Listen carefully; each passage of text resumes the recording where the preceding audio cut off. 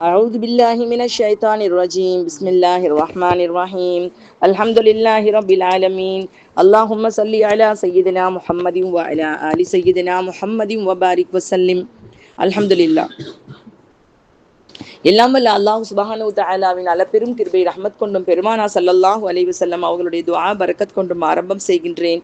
அஸ்ஸலாமு அலைக்கும் வரஹ்மத்துல்லாஹி வபரகாத்துஹு. قال الله تعالى في القرآن الحكيم والفرقان المجيد أعوذ بالله من الشيطان الرجيم بسم الله الرحمن الرحيم تنزيل الكتاب لا ريب تنزيل الكتاب தன்சீலுல் கிதாப். அல்லாஹ் சுப்ஹானஹு வ தஆலா இந்த குர்ஆனை தான் இறக்கியத நஸ்ஸலல் குர்ஆன் தன்சீலுல் குர்ஆன் ஜாலிகல் கிதாபு லா ரைப ஃபீ. குர்ஆன் முழுக்க தான் குர்ஆனை இறக்குனதை மறுபடி நினைவூட்டிக்கிட்டே இருக்காமா. ஏன்னா எந்த கட்டத்திலையும் நமக்கு இந்த குர்ஆனை பத்தின சந்தேகம் துளி அளவு கூட வந்துடக்கூடாது அப்படிங்கிறதுல சவால்களை திரும்ப திரும்ப அல்லாஹு தஆலா சொல்லி காமிக்கிறான். இந்த குர்ஆனை போல ஒரு குர்ஆனை உங்களால கொண்டு வந்துட முடியுமா, ஒரு அத்தியாயத்தை கொண்டு வர முடியுமா, ஒரு வாக்கியத்தை கொண்டு வர முடியுமான்னு மறுபடி மனித சமுதாயத்திட்ட அல்லாஹ் கேட்கிறான். இது வரைக்கும் யாராலும் நிரூபிக்கப்பட முடியாத ஒரு அற்புதமாகத்தான் அது இருக்குமா. நம்ம இந்த குர்ஆனுக்குள்ள இருந்து ஒரு சில விஷயங்கள், 1-2 விஷயங்களை மட்டும் இன்னைக்குரிய பயான்ல பார்ப்போமா. ஏன்னா இது லைலத்துல் கத்ர் இரவினுடைய தேடல்ல இருக்கக்கூடிய ஒரு வாரம், ஒரு கடைசி 10. இந்த ஒரு இரவையுமே நம்ம பயன்படுத்தணுமா. ஏன்னா எந்த இரவு நமக்கு தெரியாது. அந்த குர்ஆன் இறக்கப்பட்ட அந்த இரவு எந்த இரவு இருந்து நமக்கு அடைஞ்சிட்டோம்னு சொன்னா அதை விட பெரிய பாக்கியம் எதுவுமே இல்லைம்மா. அல்ஹம்துலில்லாஹ். அந்த அடிப்படையில இன்னைக்கு இந்த குர்ஆன்ல இருந்து ஒரு சில முக்கியமான விஷயங்கள், 1-2 விஷயங்கள் மட்டும். அதாவது அல்லாஹு தஆலா குர்ஆன்ல நிறைய விஷயங்கள் சத்தியம் பண்ணியிருக்காமா. நம்ம பார்த்துட்டே வந்தா வரும். வஷம் சிவதுஹாகா, சூரியன் மீது சத்தியமாக, வல் ஃபஜ்ர் அதிகாலை மீது சத்தியமாக, நிறைய சத்தியம் வரும். இப்ப நம்ம பார்க்க போறது 2 சத்தியம். முதல்ல அல்லாஹ் என்ன சத்தியம் பண்ணினா, கடைசியா என்ன சத்தியம் பண்ணா, இது 2ல இருந்து நமக்கு என்ன படிப்பினை கிடைக்குதுங்கிறத மட்டும் சுருக்கமா பார்த்துருவோமா. இன்னும் எல்லா சத்தியத்தையும் பார்க்கறதுக்கு நமக்கு இங்க நேரம் இருக்காதுமா. 2 சத்தியம் மட்டும். முதல் சத்தியம் அல்லாஹு தஆலா சூரத்துன் நிசால பண்ணியிருக்கான். இது எப்படிப்பட்ட சத்தியம்னு சொன்னா, வாழ்க்கையில நம்ம வாழ்றது நம்ம மனோ இச்சைப்படி வாழ்றதா, இல்ல அல்லாஹு தஆலாவுடைய ரசூல் எந்த முறையில காட்டினாங்களோ அந்த முறையில வாழ்றதா. அதுதான் இதுல முக்கியமானது. நமக்கு எல்லாருக்குமே இது சரியா இருக்கும் அப்படின்னு தோணுமா. உடனே நம்ம உரசி பார்க்க வேண்டியது, இது எங்க நபி வழியா, எங்க ரசூல் ஸல்லல்லாஹு அவங்களுடைய வழியில இருக்கா, எங்களுடைய மார்க்கத்துல இது அனுமதிக்கப்பட்டதாக இருக்கா. நம்ம அறிவுக்கு ஒண்ணு சரியா இருக்குங்கிறதா எதையுமே நம்ம செஞ்சிட முடியாதுமா. நம்ம மார்க்கத்துல இது இருக்கா, இது அனுமதிக்கப்பட்டிருக்கா. அது நம்மள மாதிரி மைனாரிட்டி கம்யூனிட்டி. நம்ம முழுக்க அதாவது ஒரு சவுதி அரேபியாலேயோ ஒரு குவைத்திலேயோ துபாயிலேயோ நம்ம தொழுகிறதோ இந்த மஜ்லிஸ் அமைக்கிறதோ பெரிய விஷயம் கிடையாதுமா. நம்மளுடைய நாட்டுல ஒரு குறிப்பிட்ட ஒரு குறுகிய சமுதாயமாக இருந்து கொண்டிருக்கும் நாம ஒரு தொழுகிறதுக்கு ஒரு ஓதுறதுக்கான ஏற்பாடுகள் பண்றது உண்மையிலேயே ரொம்ப பெரிய அல்லாஹ்வுடைய பாக்கியம். ஏன்னா இதுக்கு இடமில்லாத எத்தனையோ இடங்களுக்கு போறப்பதான் இதனுடைய அருமை தெரியுது.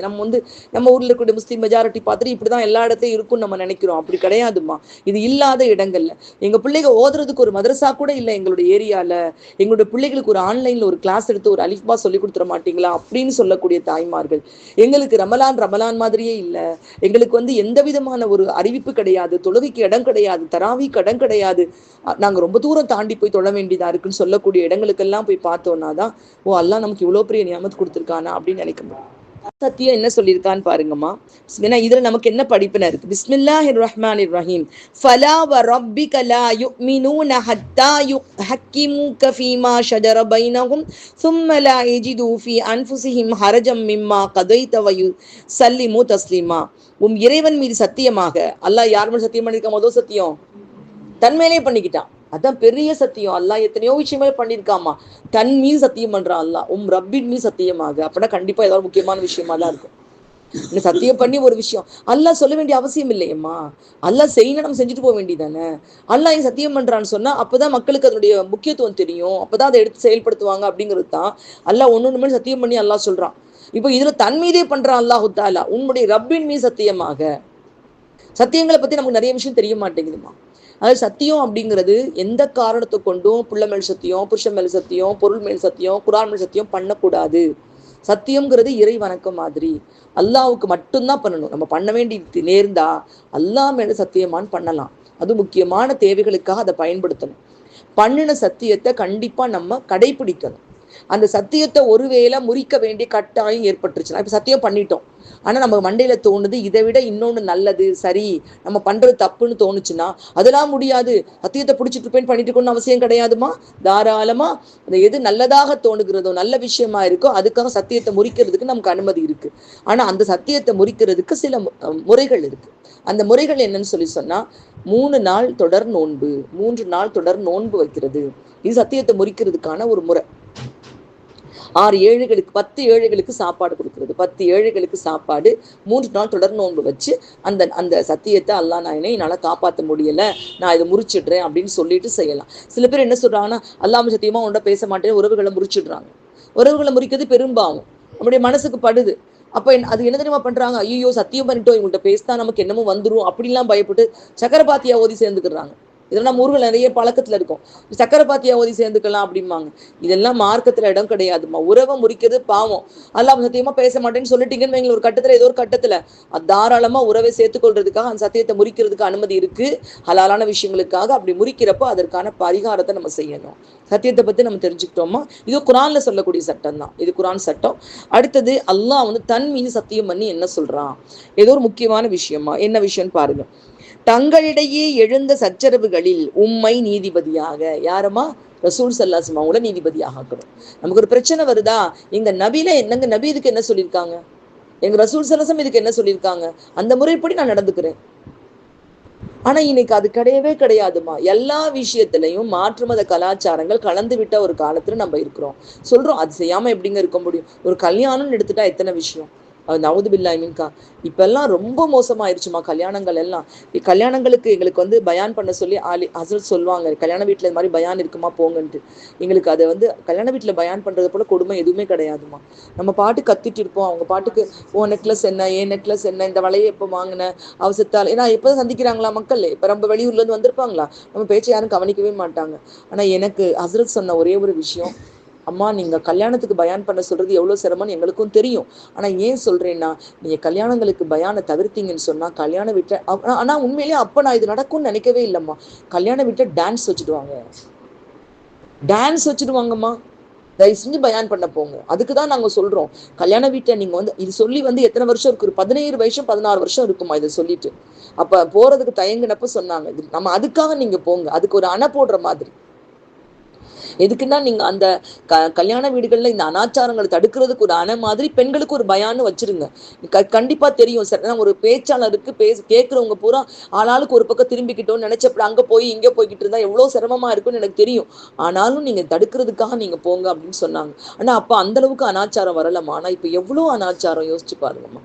டான்ஸுன்னும் அதுன்னும் இதுன்னு நவுதுபில்லாம கல்யாணத்துக்கு முன்னாடி ஃப்ரெண்ட்ஸ் எல்லாம் ஒன்னா கூடுறதா, அதுக்கு பேர் என்ன பார்ட்டி வைக்கிறதா, பேச்சுலர் பார்ட்டின்னு வைக்கிறதா, ஆண்களுக்கு வைக்கிற மாதிரி ஆண்கள் பாரியே பொம்பளை பிள்ளை கல்யாணத்துக்கு பிரைட் டு பின்னு சொல்லிட்டு அதுக்கு ஒரு ஆட்டம், கேக்க வெட்டி கொண்டாடி நவுதுபில்லாய் மின்கா கேவலப்படுத்தியிருக்கு. ஒவ்வொரு சுண்ணத்தையும் நிறைவேற்றுறதுக்குள்ள பல ஹராம்களை நிறைவேற்றி எவ்வளோ அசிங்கப்படுத்த முடியுமோ அவ்வளோ அசிங்கப்படுத்தி இப்போ பொத்தி பொத்தி பொத்தி பொத்தி வளர்த்த பிள்ளைகளை அந்த போட்டோ எடுக்கக்கூடியவங்க நெட்ல போட்டு விட்டுறாங்கம்மா, இன்ஸ்டால போட்டு. எனக்கே எத்தனையோ போட்டோஸ் வந்திருக்குமா, இன்ஸ்டால போட்டு விட்டுறாங்க. நம்ம எவ்வளவு பொத்தி புருக்கா போட்டு அந்த பிள்ளைகளை எப்படி நம்ம பத்திரமா வளர்க்குறோம். அவங்க அலங்காரம் பண்ணி விடுறேன்னு சொல்லி என்ன பண்றாங்க, அலங்காரத்தை பண்ணி விட்டு போட்டோ எடுத்துட்டு போய் அவங்களுக்கு பிஸ்னஸ்க்கு அது ஒரு சினிமா பாட்டை பின்னாடி போட்டு விட. நம்ம பிள்ளைங்க சினிமா நடிகையை வளர்த்துருக்கோம். அந்த பிள்ளைய அப்போ முதல்ல நம்ம கண்டிஷன்லாம் விட்டுருக்கலாம்ல. எப்படி பாதுகாப்பா அந்த பிள்ளைக்கு வயது வந்த உடனே புருக்கா போட்டு எவ்வளவு கட்டுப்பாடா வளர்க்குற நம்ம பிள்ளைகளுடைய போட்டோஸ் அப்படி வெளியில போயிடுது.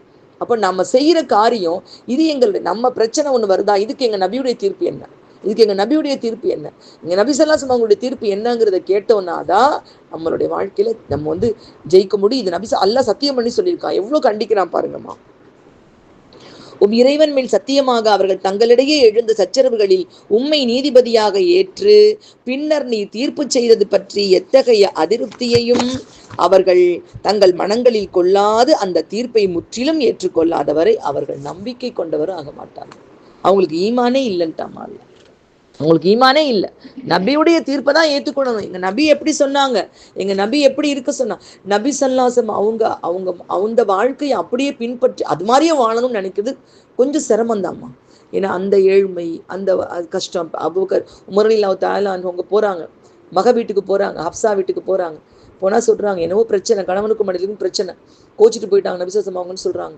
கேட்டுட்டு திட்டுறாங்க. நான் முதல்ல ஒரு தடவை நான் கவனிச்சேன் உங்களை, கணவரை நீங்க குரல் உயர்த்தி பேசுறத பார்த்தேன். அவங்க வெறும் கணவர் மட்டும் இல்லை, அல்லாஹ்வுடைய ரசூல், எவ்வளவு பெரிய பாவத்துக்கு ஆளாயிட்டீங்க நீங்க அப்படின்னு சொல்லிட்டு, ஏன்னா அவங்க சல்லாசமுடைய மனைவி மகளை போய் கண்டிச்சுட்டு சல்லாசமலை பார்க்கறதுக்காக போறாங்க. போய் வெளியே போய் நிற்கிறாங்க. உள்ள முதல் தடவை அனுமதி கிடைக்கல, 2வது தடவை அனுமதி கிடைக்கல, 3வது தடவை உள்ள வாங்க அப்படின்ட்டாங்க. உள்ளுக்குள்ள போறாங்க. பெருமான சலசம் படுத்திருக்கக்கூடிய அந்த கோலத்தை படுத்தப்பதான் எந்திரிக்கிறாங்க. நபிசாசம் படுத்துட்டு வரவும் எந்திரிக்கிறாங்க. ஒரு பேரிச்ச மர நார்கள் வேயப்பட்ட கட்டில்ல படுத்து எந்திரிச்சதுனால அப்படியே முதுகுல பூரா அந்த தழும்பு இருக்குதுமா. ஒரு ஓரத்துல பாக்குறாங்க, அங்க ஒரு சின்ன மண் சட்டியில கொஞ்சோண்டு கோதுமை, ஒரு சின்ன ஒரு பானையில கொஞ்சோண்டு தண்ணி, வேறு எந்த ஒரு ஆடம்பரமும் இல்லை. அதை பார்த்தோன்னே வந்த விஷயத்தையும் மறந்துட்டாங்க. மறந்துட்டு என்ன செய்யறாங்க, அழ ஆரம்பிச்சுட்டாங்க. யார சொல்லலாம், பாரசீக மன்னர் கைசர், அப்போதைக்கு பாரசீக மன்னர், இப்ப இருக்க ஈரான் இருக்கலாம், அவங்க மன்னர்கள்லாம் அமெரிக்காவுடைய வல்லரசுகள். அப்ப எல்லாம் பாரசீக நாட்டு மன்னரும் ரோம நாட்டு மன்னரும் தங்க கட்டில்ல பஞ்சு மெத்தைகள்ல படுத்து உருள்றப்போ, ஈருலக தலைவரான நீங்க இவ்வளவு ஏழ்மையா இவ்வளவு கஷ்டப்படுறீங்களே யார சொல்லலாம்னு கேட்டப்போ நபிசல்லா அமைதியா சொல்றாங்க, உமரே, அவர்களுக்கு இந்த உலகத்தையும் உங்களுடைய நபிக்கு அல்லாஹ் மறுமையும் தேர்ந்தெடுத்ததில் உங்கள் திருப்தி அடையவில்லையா அப்படின்னு கேட்டாங்க. அந்த ஒரு ஏழ்மமா. ஐஷா ரலியல்லாஹு தஆலா அன்ஹா சொல்லி, 3 பேரையும் நாங்கள் கண்டிருப்போம், ஆனால் கருப்பு நிற 2 விஷயங்களை தவிர வேறு ஒன்றுமே எங்கள் வீட்டில் இருக்காது. அடுப்பே எரிஞ்சிருக்காது. தண்ணி பேரிச்சம்பழம், தண்ணி பேரிச்சம்பழம், இதை மட்டுமே நாங்கள் சாப்பிட்ருப்போம். இதை தவிர வேறு எதையுமே நாங்கள் சாப்பிட்ருக்க மாட்டோம். அப்படியே எங்களுடைய காலம் கழிஞ்சிருக்கு அப்படிங்கிறா. ஆனால் சொன்ன மாதிரி வாழ்றது எல்லாராலையும் முடியும். சல்லான் அவங்க சொன்ன மாதிரி இப்படி வாழுங்க அப்படின்னு சொன்ன மாதிரி எல்லாராலையும் வாழ முடியும். மாஷா அல்லா அந்த பரக்கத், மாஷா அல்லா அந்த பரக்கத் நம்ம கிட்ட இருக்கிற வரைக்கும், அவங்களுடைய தீர்ப்பு நம்முடைய வாழ்க்கையில் இருக்கிற வரைக்கும் எல்லாருக்கும் ஒரு ஆசை இருக்கும். நம்ம நபிசாசமுடைய காலத்துல இல்லையே, ஒரு ஆளா அவர் காட்சி ஞாபகத்துக்கு வருதுமா. ஜாபிர் பின் அப்துல்லா ரலியல்லாஹு தஆலா நபிசாசம் அவங்களுடைய இல்லத்துக்கு, அவங்களோட இடத்துக்கு வர்றாங்க. வந்து அழுகுறாங்க. யார சொல்லலாம், என்னோட சிரமத்துக்கு நீங்க தான் வழி சொல்லணும். என்ன சொல்றாங்க, என்னோட தகப்பனார் போர்ல வஃபாத் ஆயிட்டாங்க, எனக்கு 6 தங்கச்சி, எக்கச்சக்கமா கடை வாங்கி வச்சுட்டு போயிருக்காங்க, எனக்கு இப்பதான் பேரிச்சம்பழம் கொஞ்சோன்னு விளைஞ்சி வந்திருக்குது, அதை கொட்டி வச்சிருக்கிறேன், கடன்காரங்க பூரா வாசல்ல நிக்கிறாங்க, நான் எப்படி கடனை தீர்த்துட்டு என்னோட தங்கச்சிகளையும் நான் சரி பண்ண முடியும், அவங்களுக்கு புரியதெல்லாம் நான் செய்யணும், நான் என்ன செய்வேன் அப்படிங்கிறாங்க. நீங்க அப்படியே இருங்க, நான் வந்துடுறேன்ட்டாங்க. யார் சொல்லிட்டா, நபிசாசம் சொல்லிட்டாங்க. இங்கிருந்து நேராக போயிட்டாங்க. போய் அந்த பேரிச்சம் குவியல ஒரு தூரம் சுற்றி வந்துட்டு அதில் கை வச்சுட்டு உங்களுடைய கடனுக்குரிய பேரிச்சம்பழத்தை அள்ளிட்டு போங்கிறாங்க. வந்தவங்கெல்லாம் கடனுக்கு படிப்படியா அளந்து அளந்து அளந்து அளந்து எல்லாரும் எடுத்துட்டு போயிட்டாங்கம்மா. அந்த பேரிச்சம் குவியல்ல கொஞ்சம் கூட பேரிச்சம்பழங்கள் குறையவே இல்லை. மாஷா அல்லா, அல்ஹம்துலில்லாஹ். அப்போ நபிசனசம் இருக்கிறது எவ்வளோ பரக்கத்தும், அவங்களுக்கு எவ்வளோ சந்தோஷமா இருந்திருக்கும். அதை கொடுத்துட்டு, ஜாபிரே, உங்களுடைய தேவைகளை நீங்க போதுமாக்கி கொள்ளுங்க அப்படின்னு சொல்லிட்டு அந்த இடத்த விட்டு போயிட்டாங்க. மாஷா அல்லா. ஆனா நமக்கிட்ட இன்னைக்கு நபிசாசமுடைய தீர்ப்பு இருக்குமா, அவங்க வாழ்க்கை இருக்குது, உஸ்வத்துல் ஹசனாவா அவங்களுடைய வாழ்க்கை இருக்கு, அவங்களுடைய சொல் இருக்குது. மாஷா அல்லா, அவங்க இப்படி வாழுங்கன்னு சொன்ன மாதிரி எல்லாராலையும் வாழ முடியும். அந்த வாழ்க்கை தான் அல்லாஹ் இங்க எச்சரிக்கிறான். உங்களுக்குள்ள ஒரு பிரச்சனை, செய்யலாமா வேணாமா என்ன பண்றதுங்கிற யோசனை இருக்கிறப்போ நபியுடைய தீர்ப்பை ஏற்றுக்கொள்ளாதவரை ஈமானே கிடையாது. நபியுடைய தீர்ப்பை ஏற்றுக்கொள்ளணும், அது வரைக்கும் ஈமான் கிடையாது. இதான் முதல் சத்தியம் அல்லாஹ் பண்ணியிருக்கான். ஃபர்ஸ்ட் சத்தியத்துல அல்லாஹ் எதை முக்கியத்துவம் படுத்துறாமா, நமக்கு நபிசல்லாஸ்லம் அவர்களுடைய வாழ்க்கையை முக்கியத்துவம் படுத்துறான். நம்ம வாழ்க்கையில சுத்து பக்கத்துல உள்ளவங்க அவங்க அப்படி செய்யறாங்க, இவங்க எப்படி செய்யறாங்க, இந்த மாதிரியான முடிவுகளுக்காக நாங்க அப்படி பண்ணிட்டோம் அப்படின்னு சொல்றது, அப்புறம் நாங்க இந்த காலகட்டத்துக்கு ஏத்த அப்படி சில விஷயம் நாங்க செஞ்சுதானே தீர வேண்டியது இருக்கு அப்படின்னு சொல்றது, இதெல்லாம் தூக்கி ஓரம் வச்சுட்டு எங்க நபி எங்களுக்கு என்ன சொன்னாங்களோ அதன்படி எங்களுடைய வாழ்க்கையை நாங்க நடத்துவோம்னு வாழ்றது கூடிய தன்மை இன்ஷா அல்லாஹ் நமக்கு இந்த ரமலானுடைய பரக்கத் கொண்டு அல்லாஹ் நமக்கு கொடுத்துடணும் இன்ஷா அல்லாஹ். நான் வாழ்க்கையில மாறிவிட்ட பல விஷயங்கள் நம்முடைய வாழ்க்கைக்குள்ள நிறைய நுழைச்சிட்டோம். அல்லாஹ் நம்மள பாதுகாக்கணும். இது முதல் சத்தியம். கடைசி சத்தியம் நம்ம எல்லாருக்கும் தெரிஞ்ச சத்தியம், அல்லாஹ் சூரத்துல் அஸ்ருல பண்ணியிருக்கான். முதல் சத்தியத்துல சல்லாஹ்வுடைய வாழ்க்கையை முக்கியத்துவம் படுத்திட்டான். கடைசி சத்தியத்துல அல்லாஹ் தஆலா வல் அஸ்ரி இன்னல் இன்சான லஃபீ குஸ்ர், காலத்தின் மீது சத்தியமாக மனிதன் நஷ்டவாளியாக இருக்கிறான். 4 விஷயங்களை தவிர, இல்லல்லதீன ஆமனு வ அமிலுஸ் ஸாலிஹாத்தி வ தவாஸவ் பில் ஹக்கி வ தவாஸவ் பிஸ் ஸப்ர். அல்லாஹு தாலா கடைசியில காலத்தை வீணாக்குறத எச்சரிக்கிறான். முதல் விஷயம், நபிசல்லாசமோடைய வாழ்க்கையை எப்படி ஏத்துக்கணும்னு சொல்லி கொடுத்தா அல்லாஹ் கடைசியில நம்ம தவணைய வீணாக்குறத எச்சரிக்கிறான். அல்லாஹ் உங்களுடைய காலத்தின் மீது சத்தியமா, காலம்ங்கிறது அல்லாஹ் நமக்கு இந்த உலகத்துல வாழ்றதுக்காக கொடுத்த ஒரு செலாவணி. எப்படி இங்கிருந்து மலேசியாவுக்கு போனோம்னா அங்க உள்ள வெள்ளி எடுத்துதான் நம்ம என்ன செலவு செய்ய முடியும், அதே மாதிரி உலகத்துக்கு வர்றதுக்காக உலகத்துக்கு கொடுத்த காயின் செலாவணி தான் நமக்கு அல்லாஹ் காலம். இது இல்லாம நம்மளால வாழ முடியாது. இன்னைக்கு ஒரு நாள் நம்ம உலகத்துல இருக்கணும்னா எனக்கு 24 மணி நேரம் வேணும், இது எனக்கு தீர்ந்து போயிட்டு நான் வாழ முடியாது. அப்படிதானேம்மா? இப்ப நம்ம கிட்ட காசு இல்லைன்னா ஜாமான் வாங்க முடியாது, ஒன்றும் செய்ய முடியாது, எதுவும் பட்னியா கிடக்க வேண்டியது. அது மாதிரிதான் நமக்கு ஆயுசு தீர்ந்து போயிட்டா நம்மளால இந்த உலகத்துல வாழ முடியாது. அதுக்கப்புறம் நம்ம இந்த உலகத்துட்டு போயிட வேண்டியதுதான். அதே மாதிரிதாம்மா, நமக்கு அது விசா அடிச்சு எல்லாம் பண்ணி மலேசியா போயிருக்கோம், விசா முடிஞ்சு போச்சு, காசு முடிஞ்சு போச்சு, எல்லாம் முடிச்சா என்ன செஞ்சணும்? உடனே திரும்பி வந்துதான் தீரணும்.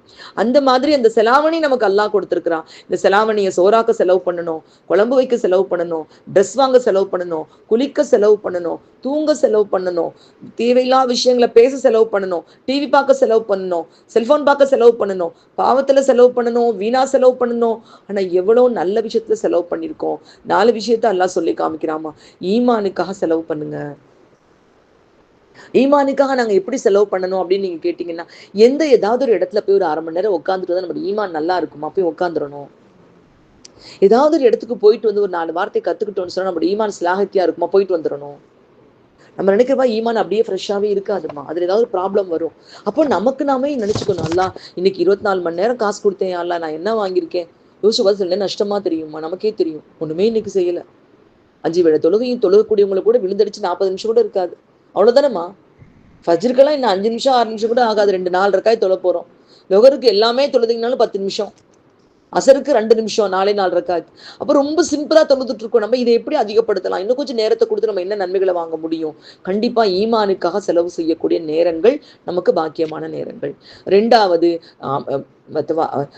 சாலிஹாத், நல்ல அமல்கள் செய்வது. அமிலு சாலிஹாத், நல்ல அமல்கள் செய்யக்கூடிய காலகட்டம்.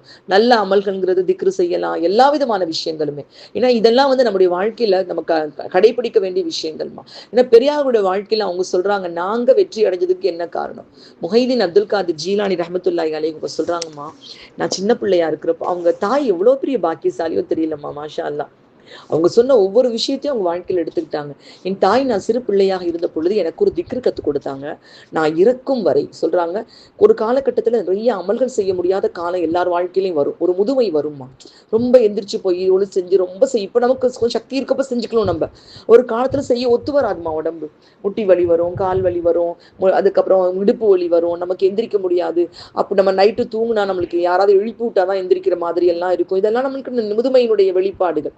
அப்போ அந்த மாதிரியான காலம் அவங்க சொல்றாங்க, என்னுடைய முதுமையான காலகட்டத்தில் கூட நான் அந்த ஒரு திக்ரை மட்டும் விடாம என் வாழ்க்கையில செயல்படுத்திட்டு இருந்தேன். இன்னைக்கு எவ்வளவு வருஷம் கழிச்சு, நம்ம 1000 வருஷங்களுக்கு மேல ஆயிடுச்சு அவங்க இந்த உலகத்துக்கு வந்துட்டு போயுமா, அந்த தாய் கத்துக் கொடுத்த திக்ரு அவ்வளோ அற்புதமான திக்ருமா. அவங்க சொல்லி கொடுத்த திக்ரு என்ன தெரியுமாமா? அல்லாஹு காஃபி வஜத்துல் காஃபி. அல்லாஹு காஃபி, 2வது கசத்துல் காஃபி, வஜத்துல் காஃபி, வலி குல்லின் காஃபி, கஃபானில் காஃபி, வலில்லாஹில் ஹம்த்.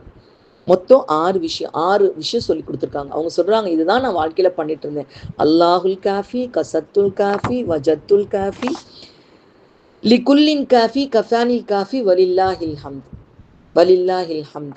இதை அல்லாஹு அக்பர், இந்த திக்ரை அவங்க சொல்றாங்க, என் வாழ்க்கையினுடைய இறுதிக்கட்டம் வரைக்கும் நான் பேணி நடந்தேன் அப்படின்னு சொல்றாங்க. அப்போ தங்கள் நல்ல அமல்கள், ஒரு சின்ன சின்ன திக்ருகளாக இருந்தாலும் சரி. பெருமானா ஸல்லல்லாஹு அலைஹி வஸல்லம் முஆதி பின் ஜபல் ரலியல்லாஹு தஆலா அன்ஹு சின்ன பிள்ளையா இருக்காங்க. முஆதே இங்க வாங்கன்னு தலை தொட்டி சொல்றாங்க, முஆதே உங்க மேல எனக்கு ரொம்ப பிரியமா இருக்கு. மாஷா அல்லாஹ், எவ்வளவு பாக்கியம் பாருங்கம்மா, ரொம்ப பிரியமா இருக்கு. உங்களுக்கு நான் ஒன்று விஷயம் கற்றுக் கொடுக்குறேன், நீங்க ஃபாலோ பண்றீங்களா அப்படின்னு பின்பற்றீங்களா?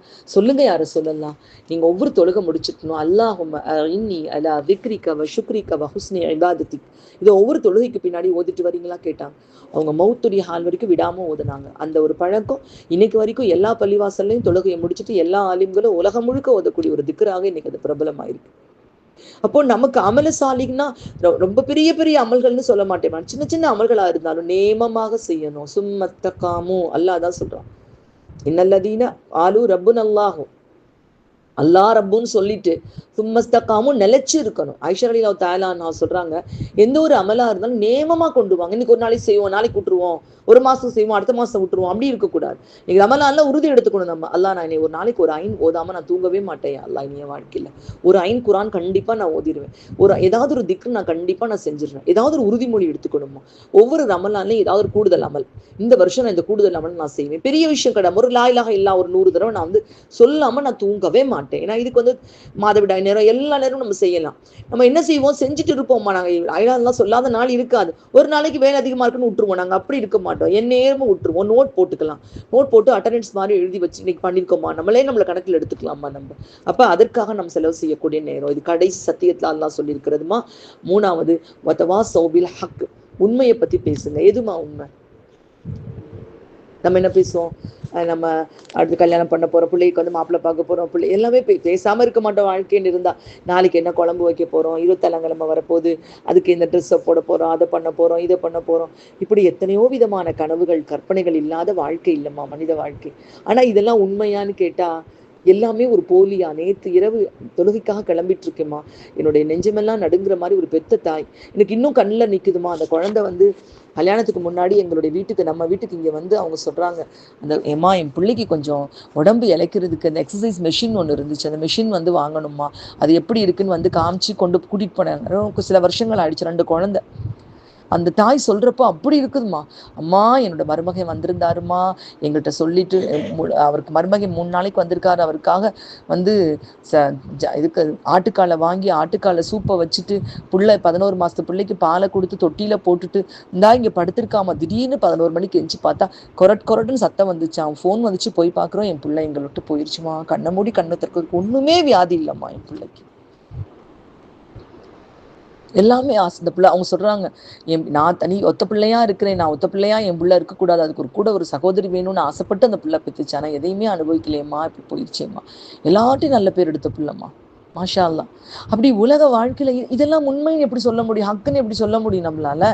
நாளைக்கு என்ன நடக்குதுன்னு நமக்கு யாருக்குமே தெரியாது, அடுத்த நிமிஷம் என்ன நடக்குதுன்னு நமக்கு யாருக்குமே தெரியாது. இந்த வாழ்க்கையில் எதுமா உண்மை? உண்மைங்கிறது மவுத்து தான் உண்மை. மௌத்தா போயிடுவோங்கிறது உண்மை. கேள்வி கேட்கப்படுவோங்கிறது உண்மை. நாங்கள் வந்து இதை மற்றது எல்லாமே என்னன்னா நம்ம கற்பனையில் கிடையாது. நம்ம ஒரு மாதிரி கற்பனை பண்ணியிருப்போம், வாழ்க்கை அது ஒரு மாதிரி நடந்து போயிட்டு இருக்கும். நமக்கு பிள்ளை வச்சு நமக்கு ஒரு கற்பனை இருக்கும், அப்படி செய்யணும் இப்படி செய்யணும் நினைப்போம், வாழ்க்கை அது மாதிரி ஒன்று இழுத்துட்டு போயிடும். நம்ம ஒன்று வாங்குற விஷயம் இப்படி வாங்கணும் அப்படி வாங்கணும் நினைப்போம், அது ஒரு மாதிரி இழுத்துட்டு போயிடும். அப்போது வாழ்க்கையில் உண்மையை பற்றி பேசுங்க ஒருத்தருக்கு ஒருத்தர் அப்படிங்கிறாங்க. உண்மையை பற்றி பேசணும்னா மறுமையை பற்றி எங்கே பேசப்படுதோ, எங்கே இந்த உண்மையை பற்றி பேசப்படுதோ அந்த இடங்களில் நாம் நேரங்கள் செலவழிவது நமக்கு நேரங்களில் லாபமான நேரமாக இருக்கும். கடைசியாக வதவா சௌபி சபர், பொறுமையை பற்றி பேசுங்க. பொறுமை இழக்கக்கூடிய வகையில் இருக்கக்கூடிய மக்கள்கிட்ட போகாதீங்க. சில பேர்கிட்ட போய் உட்காந்தீங்கன்னா தங்க பெருமையே பேசிட்டு இருப்பாங்க, நம்ம பொறுமை போயிடும், பார்த்துட்டு விலகிடணும். அப்போ என்ன தெரியுமாமா, நம்ம ஒரு விஷயத்துக்கு காத்துக்கிட்டு இருப்போம், நம்ம கிடைக்கும்னு. அவங்க வீட்டுக்கு போனால் சில பேருடைய பழக்கம், எல்லாரும் அப்படி கிடையாது. சில பேர் எங்களுக்கு அப்படி இருக்குது, எங்களுக்கு இப்படி இருக்குது அப்படி. அப்போ நமக்கு போகிறவங்களுக்கு என்ன இருக்குன்னா, ஐயோ நம்மளுக்கு நம்ம பொறுமை விட்டு போன மாதிரி போயிடும். அதை நபிசாசம் சொல்கிறாங்க, மேலான பார்வையை பார்க்காதீங்க, கீழான பார்வையை பாருங்க. நமக்கு மேலே உள்ளவங்களை பார்த்து ஏக்கப்பட்டுறாதீங்க, நமக்கு கீழே உள்ளவங்களை பார்த்தா நம்ம வாழ்க்கை திருப்தியாக இருக்கும். பரவாயில்ல, நம்மள அவங்களோட நல்லா வச்சுருக்காங்க, அதில் நல்லா தான் நம்ம இருக்கோம். ஏன்னா நம்ம மேலான உள்ளவங்களை பார்த்தோன்னு சொன்னால் நம்ம வாழ்க்கையில் நிம்மதி இல்லாமல் போயிடும். அப்போது பொறுமை எங்கே போனால் நமக்கு பொறுமை வருமோ, எந்த இடத்துல இருந்தால் பொறுமை நமக்கு கற்பிக்கப்படுமோ அந்த இடத்துல நாம் செலவு செய்யக்கூடிய நேரங்கள். அதனால தான் இது எல்லா பண்புகளும் நமக்கு சேர கிடைக்கக்கூடிய இடங்கள், மார்க்க கல்வி பயிலக்கூடிய இடங்கள், மதரசாக்கள். அதனாலதான் மதரசா தொடர்புடைய ஒரு வாழ்க்கையை நம்ம வாழணும் அப்படின்னு சொல்றதுமா. அப்போ இந்த கடைசி சத்தியத்துல அல்லாஹ் என்ன சொல்றான், எதை முக்கியப்படுத்துறான்? முதல் சத்தியத்துல அல்லாஹு தாலா உன் மனோ இச்சையை நீ வந்து உன் முடிவை எடுக்கிறதுக்கு விட்டுறாத, உன் நபியுடைய தீர்ப்பு என்னங்கிறத பாருன்னு சொல்றான் அல்லாஹ். உன் நபி இந்த விஷயத்துல என்ன தீர்ப்பு சொல்லியிருக்காங்க, உன் நபியுடைய தீர்ப்பு என்ன அப்படிங்கிறத நீ பாருன்னு சொல்லியிருக்காங்க. கடைசி சத்தியத்துல அல்லாஹ் என்ன சொல்றான், உங்களுடைய நேரத்தை வீணாக்கிடாதீங்க, காலத்தால் நஷ்டவாளிகளாக ஆயிடாதீங்க. உங்களுக்கு கொடுக்கப்பட்ட முதல் அதுதான், அதுல இருந்து கிடைக்கக்கூடிய லாபம் நீங்க என்ன எடுக்க போறீங்க அப்படிங்கிறத பாருங்க அப்படின்னு சொல்றான். இன்னைக்கு 2 சத்தியம் பார்த்தோமா, அல்ஹம்துலில்லாஹ். 2 சத்தியத்துல இருந்து நம்ம படிப்பினைகள் எடுத்துக்கொண்டாலே ஒட்டுமொத்த குரானையும் நம்ம விளங்க ஆரம்பிச்சிருவோம் இன்ஷா அல்லாஹ். அல்லாஹ் தாலா இன்ஷா அல்லாஹ் குரானில் இருந்து இன்னைக்கு வேற விஷயம் சொல்லணும் தான் வந்தோம்மா, ஆனால் இதுக்கு 23 நிமிஷம் ஆயிடுச்சு. இன்ஷா அல்லாஹ் நாளைக்கு பார்ப்போம் இன்ஷா அல்லாஹ். மறுமையை பற்றி ரொம்ப நினைக்கக்கூடிய காலகட்டம். நரகத்தை விட்டு விடுதலை பெறக்கூடிய இரவுனா நரகம்னா என்னன்னு தெரியணும், அங்கே மக்கள் எப்படி துடிப்பாங்கிறது தெரியணும். அதுக்கு தான் அதெல்லாம் எல்லாம் காட்சிகளாக்கி நமக்கு கொடுத்துருக்கான் இன்ஷா அல்லாஹ். நம்ம இன்னைக்கு நம்ம பார்த்த சத்தியங்களின் படி நம்முடைய அதிலிருந்து கிடைக்கும் படிப்பினைகளை பெற்று வாழக்கூடிய தௌஃபீக் மிக்கவர்களாக அல்லாஹ் நம் அனைவரையும் ஆக்கி அருள் புரிவானாக. ஆமீன் ஆமீன். வாஹிர் தஅவானா அல்ஹம்துலில்லாஹி ரப்பில் ஆலமீன் பிரஹ்மதிக யா அர்ஹமர் ராஹிமீன்.